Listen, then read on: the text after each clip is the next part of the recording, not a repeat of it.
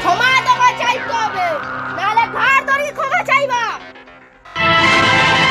কিলা জবাব দে, তুই মার মুখের সামনে নু আপেল কাটি লিচু। তোনে আমাকে কাস্তি পাঠিয়ে দে, বউ মানকে লাটকুড়া খাইকে আমি আর এ ঘরে রইবানি। কিলা কথা কড়নি জানি। ঠাকুরপো, তুমি চুপ করে বৌদি, তোমার আজকারা পাইছি এ মাকে অপমান করা শুরু হচ্ছে, নাইলে আগে তো এরকম থাইলানি।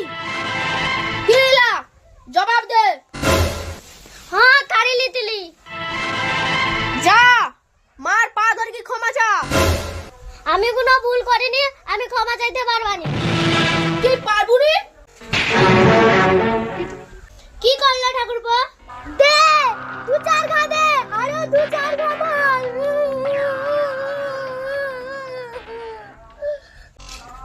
ক্ষমা দেওয়া চাইতে হবে, নাহলে ঘাড় ধরে ক্ষমা চাইবা।